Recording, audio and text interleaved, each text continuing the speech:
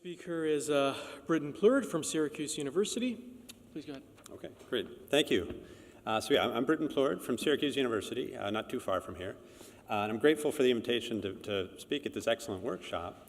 I'm somewhat of an outsider, though. My research these days is focused mostly on various aspects of superconducting qubits for building a quantum computer. But it's great to be here and hear about all the exciting developments these days in quantum photonics. So I'm going to tell you today about some ongoing work that's part of a close collaboration between my group at Syracuse and Robert McDermott's group at the University of Wisconsin. And what we're working on is to try to build what we call a quantum classical interface. So to try to interface superconducting digital circuitry with superconducting qubits. And this is to address some of the obstacles that are looming, not immediately looming, but maybe in the few years kind of future, as the community starts to think about scaling up to superconducting processors beyond the sort of current 50 or so qubit state-of-the-art and thinking ahead beyond hundreds up to thousands or even millions. And how do we deal with that? Okay, so as I mentioned, it's my group here. These are the people in my group at Syracuse working on this, some postdocs and graduate students, and then Robert McDermott's group at the University of Wisconsin. And then we have some theory collaborators in Germany, Frank Wilhelm's group. And then we've recently begun an informal collaboration with a company that previously was Hypris down near New York City that very recently spun off and formed a new company for working on superconducting circuits for quantum information processing called the SEEC, I think is how they pronounce it. Okay, so first just to give an overview of kind of where the field of superconducting qubits is, since this is a photonics audience, not a superconducting qubit audience. So of course, superconducting qubits have undergone some rapid advances in the past several years. And part of this, a lot of this is driven by the progress in the performance of superconducting qubits themselves. This is a plot that's out of a review article from Rob Shokoff and Michel Deveray at Yale from actually already 6 years ago almost, showing that the progress in coherence time for superconducting qubits going back to the very first superconducting qubit that was made at NEC in Japan back in 1999, up until this point in 2013, coherence times improved by 10 to the 5. That's a pretty impressive increase there. And that's enabled all the developments both in academic labs like mine, but especially at the big corporate research labs like, say, Google and also IBM. This is a result from about a year ago from Google on one of their 9-qubit processors. This is an experiment from IBM from a year and a half ago or so on a 7-qubit system for doing quantum simulations. The common theme with both of these, these are integrated circuits made with superconducting thin films. These are based on what are called transmon qubits. I'll say a little bit more about that in a slide or two. And then the transmon qubits are coupled to these coplanar waveguide superconducting resonators, these hairpin-like structures you see on both of these pictures, in what we refer to as a circuit quantum electrodynamics architecture. And that's able to do lots of different things. We heard a little bit about this yesterday, that you could explore quantum optics with microwave photons, or you could imagine using these superconducting processors as nodes for a quantum network. Of course, to do that, you need to have some sort of microwave to optical transducer. My colleague Matt LaHaye from Syracuse talked about this some yesterday, and some ideas he and I have been thinking about recently for trying to do something along these lines with superconducting metamaterials. But today I'm going to focus for the rest of my talk on this area up here, and specifically what are some ways of going about building a system that's much larger than these 9 or 7 qubit kind of systems. Okay. So first, and let me just kind of list out some of these challenges explicitly here. So if we want to build up to a system that has a lot of qubits on it, of course, that 10 to the 5 increase in coherence is great, but we'd like it to get even larger. The better the coherence, the easier the error correction gets for building your system. Another issue, when we're not making trapped ions or cold atoms here, these are artificial atoms, and so they're not naturally occurring, so they're made in a lab, and so there's naturally a spread in the qubit parameters, and that can start to play a bigger and bigger role as you try to build to large arrays.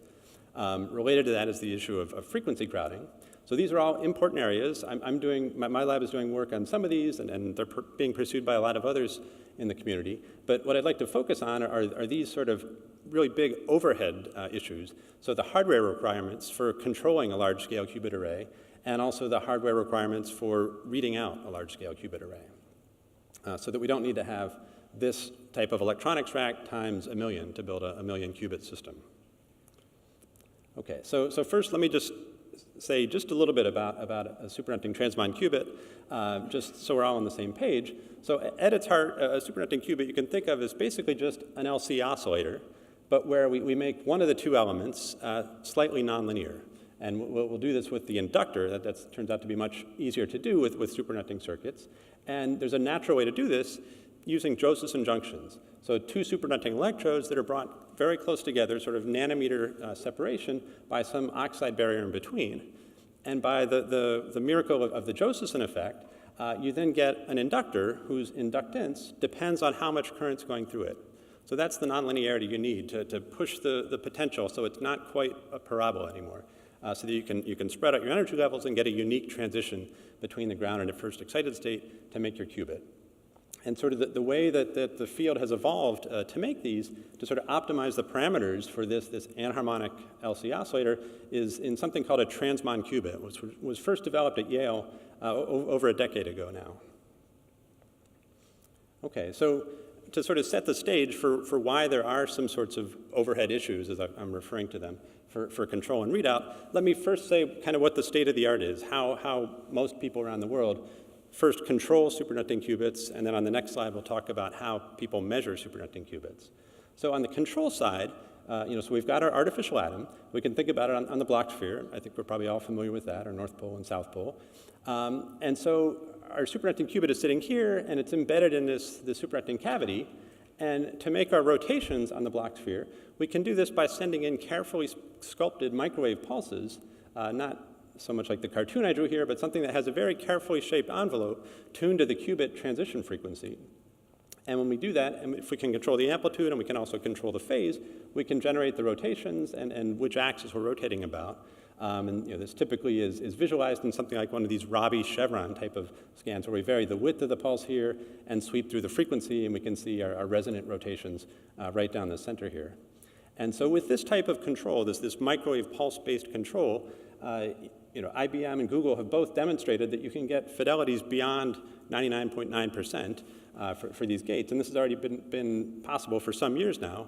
And nowadays, academic labs also, like mine at Syracuse and several others around the world, are able to get to this level. So this is great. So why would we want to think about doing something different? Well, the problem is this works great when you're working at, say, a handful of qubits. But to make these pulses, you need a stable microwave generator. This is some big piece of electronics sitting out in the lab. You need an arbitrary waveform generator and a mixer to modulate that, to make the waveform that you want up here. You need amplifiers usually. And then you need the cables to get that signal into the fridge. So you can kind of brute force and build that up to tens of qubits, maybe a few hundred qubits. But at some point, it just becomes impossible. You just have racks and racks and racks of electronics filling up your lab, and not to mention putting a huge heat load on the fridge. So it would be nice if there was an alternative. On the readout side, the common way we do readout with these systems in this circuit QED type of setup, again, is we've got our qubit embedded in this microwave cavity. And what was realized quite a while ago, back at Yale, when they sort of pioneered this circuit QED approach, is that the qubit, even if it's fairly far detuned from the cavity, still has a dispersive interaction on the cavity so that it can impart a shift on the cavity resonance. So this curve would be the qubit in one of its states. This would be the qubit in the other states, but we're looking at the transmission through the cavity. And if we can you can imagine doing some sort of heterodyne technique outside of the fridge at room temperature to discriminate between the two of these, then you have a qubit measurement. But of course, to do that in practice, it takes some work. So to do it quickly and efficiently with a high single-shot readout fidelity, first off, you need to have a near quantum-limited amplifier down at the millikelvin stage of the fridge. This would be something like a Josephson parametric amplifier or a traveling wave parametric amplifier. So these are doable, but they're challenging. They also have heat associated with them because they have to be pumped very strongly to pump that nonlinearity. And then you need to also have a HEMT, a cryogenic HEMT that usually sits up at the 3 Kelvin stage of the fridge. And this works well. So people can get nowadays, in, say 500 nanoseconds or less, better than 99% readout fidelity. Again, why would we want to do better? Well, this is hard. And this gets especially hard when you try to make hundreds, thousands, or more of your qubits. Okay, so what are alternatives? Well, the approach my collaborators and I are pursuing is to try to miniaturize a lot of that electronics that's currently used outside of the fridge for doing the microwave-based control and the microwave-based readout, and moving that inside the cryostat itself. And this is sort of the very crude schematic, but kind of long-term vision of having a superconducting digital processor running, a classical digital processor running at the 3 Kelvin stage of the fridge, with our quantum layer of qubits and cavities down here at the millikelvin stage, with then a digital control and a digital readout for the qubit. So both of these are things that need to be figured out. These haven't existed until very recently through our work in this effort. Okay, and so I'll focus most of the talk on this part, and hopefully if there's a little time at the end, I'll say something about our efforts on this side also. Okay, so how can we do this? Well, it turns out in the superconducting world, there's actually a fairly mature classical digital technology that's been around since the early 1990s. This is something called single flux quantum logic. And so it's based on chains of Josephson junctions and inductors. And the two logical states correspond to either the propagation of fluxons carrying a quantized amount of flux, so Planck's constant over 2 electron charges, through this chain, this 1D chain, or no propagation. So a 1 is a propagating fluxon, a 0 is nothing. And so one great advantage of this technique is it's extremely low power consumption, much lower than the best cryogenic CMOS. It can operate at very high clock speeds. And it essentially, as these fluxons propagate, they correspond to extremely sharp voltage pulses across each junction as the fluxon passes through with this precisely quantized amount of flux. So if we want to think about that in terms of, say, voltage and time, it would be a pulse of about a millivolt or so in amplitude with just a few picoseconds width, so extremely narrow pulses. And I should highlight that there's been an ongoing, very intensive effort that just wrapped up just in the last few months, funded by IARPA, called the C3 program, to develop a large-scale classical processor based on this SFQ technology. Okay, so we're not the first people to think about trying to connect superconducting digital logic to superconducting qubits.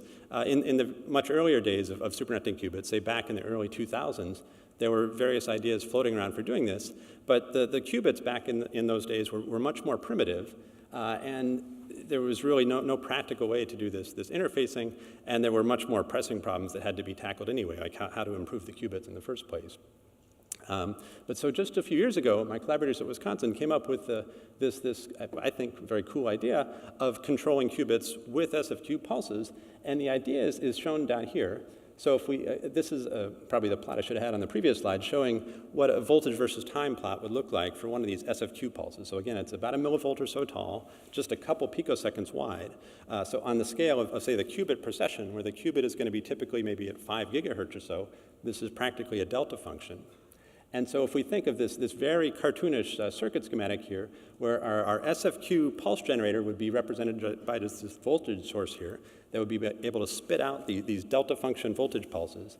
And our qubit is this LC oscillator over here. If we have some very weak coupling capacitance, say a few hundred attofarads, that can couple these sharp voltage pulses to our qubit island, then each pulse will deposit just a small amount of energy onto the qubit, which will tip the state vector away from the north pole of the Bloch sphere.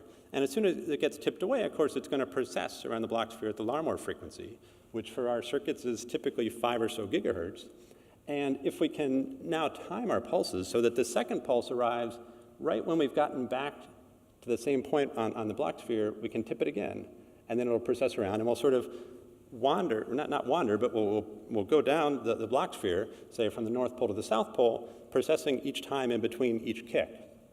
And because these pulses are sharp, and we're working at the qubit Larmor frequency here, it doesn't take that many pulses, it doesn't take that long to get our full, say, pi rotation. We can get a pi gate in something like 10 or 20 nanoseconds, which is completely compatible with the normal microwave control that's done by most groups nowadays.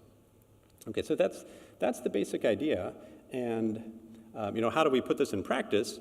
Well, so our first go at this has been just a complete university effort and a very close fabrication collaboration between my lab at Syracuse and also Robert's group in Wisconsin.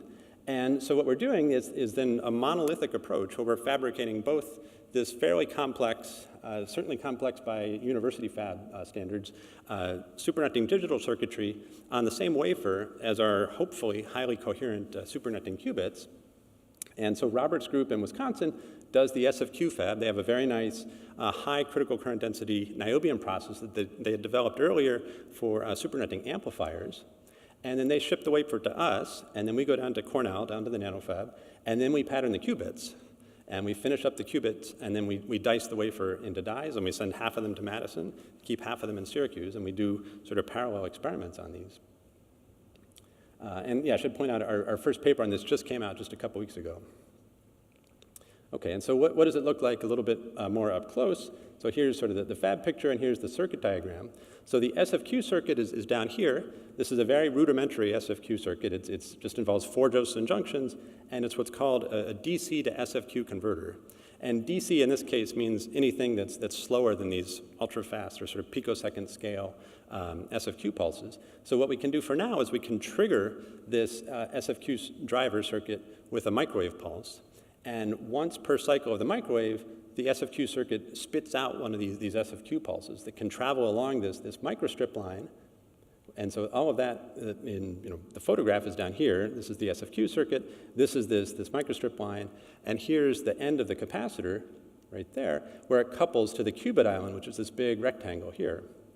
So that capacitance from there to there is something like a few hundred attofarads. And the qubit is then sitting up in this part of the chip, coupled to this readout cavity, which goes off this way. And then we also have a flux bias line, which, it comes in from this side, and there are the Josephson junctions for the qubit. And you can see the qubits are not bad. So these aren't quite state-of-the-art numbers for T1 and T2 star, but they're within a factor of a couple of sort of the current best qubits out there. So we're very happy, because these are way more complicated fab than is typically done for any type of superconducting qubit nowadays. And they've got multiple layers of deposited dielectrics, which are usually really bad to have around your qubits. But we're able to work the fab out so that the qubits can still behave pretty well.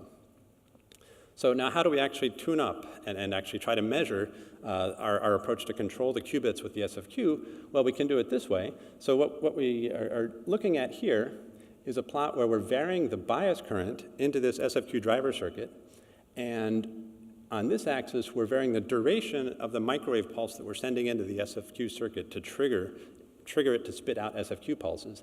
And the color scale here is in the probability of measuring the qubit in the one state.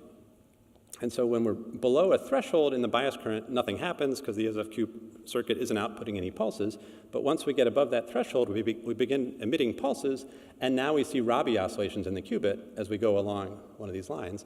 And you can see, other than at the tails, it's more or less independent of the bias, which is what we would expect for the proper operation of this SFQ circuit. Now, one of the tricks we have to do, we can't actually trigger the SFQ circuit on resonance. Well, we can trigger it on resonance the way I described with the Bloch sphere, hitting it once per cycle. But the problem we run into is it's almost impossible to eliminate the direct microwave crosstalk from our microwave trigger input directly to the qubit. So in that case, it's hard to sort of know if we're driving the qubit because of the SFQ circuit or if we're driving it just from direct coupling of microwaves. So what we do instead is we operate on subharmonics, say omega over 2, omega over 3, omega over 4, where in each of these cases, say omega over 2, we're hitting the qubit every other cycle. So we tip it once, it precesses, then twice, before we hit it again, it precesses twice, and so on. So the further we go down in subharmonics, the longer a pi rotation is going to take. And you can see that here. These are slices then. So again, probability of finding the qubit in the one state. And here's the omega over 2, omega over 3, it slows down, omega over 4, it slows down more, but they scale in the way that you would expect with the duration. Okay, so we're going to focus for the rest of the slides on the omega over 3 point. And what we can see is if we now fix ourselves at omega over 3, bias the SFQ circuit at the right point for getting these Rabi oscillations, we can now sweep the frequency of our microwave trigger that we're sending into the SFQ circuit, scan the time, and again, the color scale corresponds to the probability of finding the qubit in the one state. We can see, the standard looking type of Rabi chevron that you would see if you did a conventional microwave-based control. So we're happy to see this. It works. We can do Rabi oscillations, but of course, to actually make useful gates for building a quantum processor, that's not good enough. You need to have phase control to be able to do orthogonal gates. We don't want to be able to just rotate about one axis. We also want to be able to rotate about, say, the y-axis, if we call this the x-axis. And it turns out that's doable. And so, of course, once we've taken a measurement like on the previous slide, we can just arbitrarily call that the x-axis. But then we now have to be able to phase shift our trigger pulses to be able to get y pulses, say plus y or minus x. And if we're driving on resonance, all we have to do is then just shift our pulses by 90 degrees to go from an x pulse to a y pulse. Now, because we're working on subharmonics, you get this 1/n factor also, which you can probably think about in your head if you just imagine yourself going around the Bloch sphere and when you need to hit it to rotate about which axis. And we can map that out with this sort of diagram, with this type of kind of funny Ramsey-like sort of sequence, where we can distinguish y pulses are ones where this middle pulse sandwiched in between has a phase that makes it a y pulse, so we get just a flat line, whereas x pulses in the middle would give us Rabi oscillations as we go along this radial coordinate. Okay, so we have a way to do orthogonal pulses. So once we've got that, then we can make up the whole Clifford gate set, and we can actually do randomized benchmarking to try to characterize the gate fidelities. And so, this, probably many of you have heard of this before, but where you string together a random sequence of Cliffords, and you then, after that random sequence, do a return to zero pulse that, if the gates were perfect, would bring you right back to zero. But the gates are never absolutely perfect, so eventually you accumulate enough errors so that you don't come back to zero, and you can measure that fidelity then of how well you did coming back and fit that versus how many random Cliffords you strung together. And by fitting that decay, you can extract a gate fidelity, right? This is a standard technique that's been used for many years now. This is one of the early papers from the IBM group that describes the process. So, those of you that have looked at our RB plots before will recognize, okay, there's a decay, but certainly it's absolutely not the state of the art. For superconducting qubits nowadays, these numbers down here would be in the, say, thousands or even more before you'd see much of a decay. Here we're decaying after 10 or 20 pulses. So the fidelities are okay. They're maybe kind of mid-90s%, certainly not 99.9%. So the take-home message is it works, and we're excited that we can do this full control, generate the Cliffords, and do randomized benchmarking. But we need to do something to figure out how to get this up significantly higher. And fortunately, we know what the problem is. And the problem is with this initial monolithic approach, with the superconducting digital built onto the same chip as the qubits, superconducting digital is by its very nature dissipative. It's very low dissipation, but it's not zero. So each time we get a phase slip in our SFQ circuit, it breaks Cooper pairs and emits quasi-particles, and those can eventually work their way over to the qubit and poison the qubit. So a couple extra dissipation and fluctuation, extra dephasing into the qubit. And so we've done some work to characterize this poisoning process. And the typical type of experiments we would do would look like this, so we intentionally detune our SFQ circuit away from the qubit resonance so that it's not going to drive any coherent rotation. It will just sort of give the qubit kind of random kicks, but with no net rotation on the Bloch sphere. And that's strictly there to just intentionally poison the system with these quasi-particles. And then we follow that up immediately afterwards with either a T1 experiment to look at relaxation, or a T2 star Ramsey style experiment to look at dephasing. And what we can see is if we vary the duration of this poisoning pulse, so the wider we make it, the more phase slips of the SFQ we're getting, the worse, this is 1 over T1, 1 over T2 star, the worse both of these get. We also get a shift in the qubit frequency coming from the reactance of these quasi-particles. So it's clear quasi-particles are the problem, and so we need to somehow deal with that to be able to improve our gate fidelities. And the way we're trying to tackle this is by splitting things up into 2 separate chips. And this is where we've started talking over the past year with previously Hypers and now this new company, Seek, which is, they're a superconducting foundry specializing in making large-scale, complex superconducting digital circuitry. And so what we're doing is breaking it up so we've got a classical chip on the bottom and a quantum chip on the top. And so the classical chip has the SFQ driver on it, which is now quite a bit more advanced than the ones we've been making in our university fabs. But at its heart, it's doing basically the same thing. It can take a microwave trigger input and spit out SFQ pulses. that can get launched over here. And then those couple across just a gap of, in this case, about 5 microns up to the qubit on the quantum chip. The classical chip also has a readout circuit for allowing us to read out the qubit cavity that's up here on the quantum chip, and also has the flux bias line. So basically, all the pads that we need to connect up to are down on this classical chip on the bottom. And then the quantum chip that we make at Syracuse and Wisconsin has just the readout cavity and just the qubits on it. And then we send these chips down to Seek, and they flip them over and use an indium bump-on process to attach the two together. And again, it's about a 5 micron separation between them. And this is what one of these looks like once it's bonded into one of the packages back in our labs. So on the bottom, we've got the classical chip with all the pads for connecting to the various leads. And then our quantum chip is upside down, so you can't see any of the actual qubit or resonator structures. This is kind of what they both look like combined together. If we could see through the quantum chip, here's the SFQ circuit down here. Here are the qubits up here. Here are the qubit readout cavities. And all these squares represent the pads where the indium bumps are going. Okay, so we first started getting some of these from Seek back, I guess, sort of late summer or so.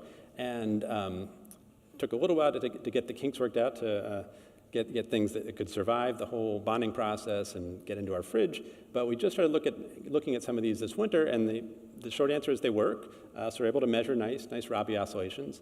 And it's a work in progress right now. So the initial indications are things seem to be improved. So we seem to have already made a big impact on the quasi-particle poisoning, which the whole idea was, by going to this, there's no direct path anymore for quasi-particles generated down here to get up to the quantum chip.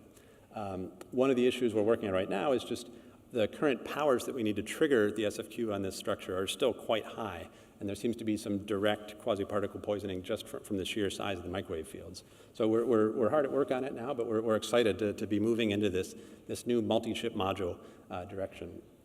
So if there's just a few, okay, in the last couple minutes, I'll sort of, actually, let me just say really quickly, there's some other going beyond, once we tackle the quasi-particle problem, the next thing that would sort of limit these fidelities is the finite anharmonicity of the qubits.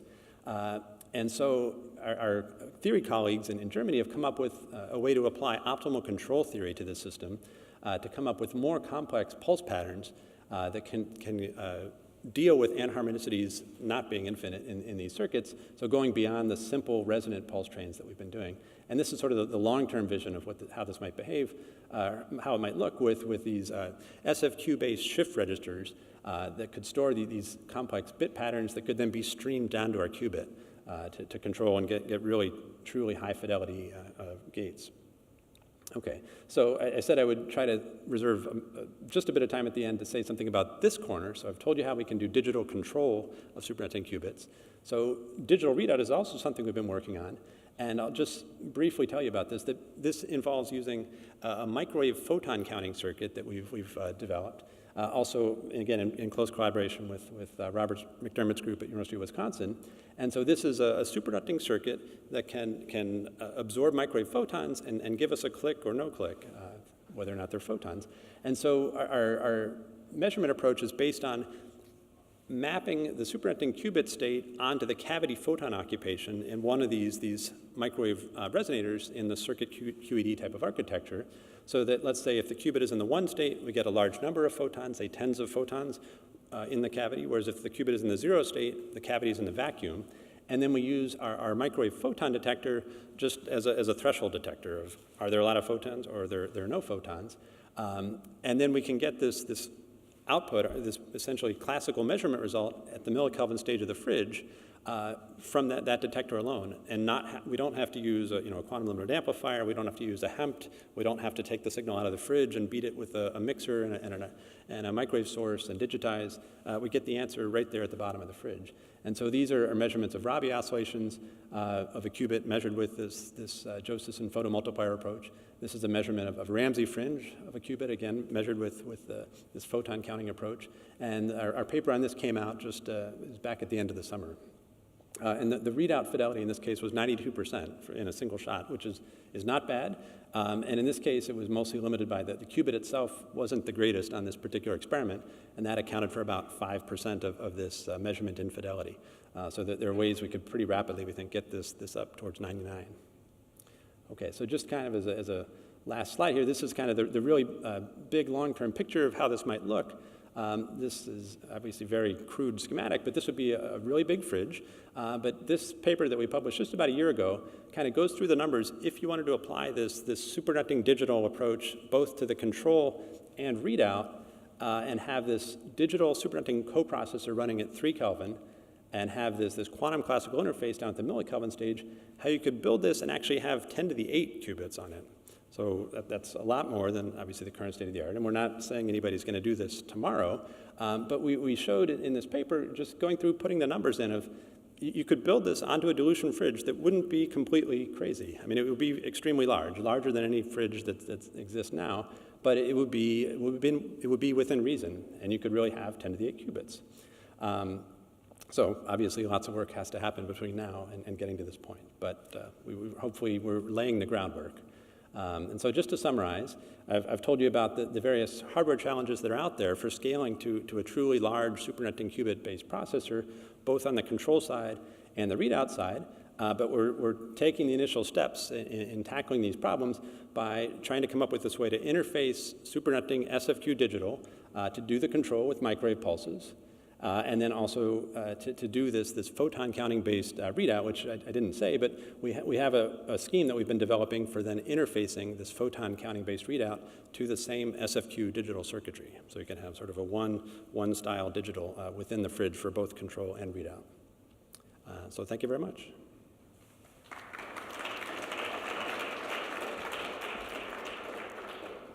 Let's take one question. Yes, over here, if we can get the microphone.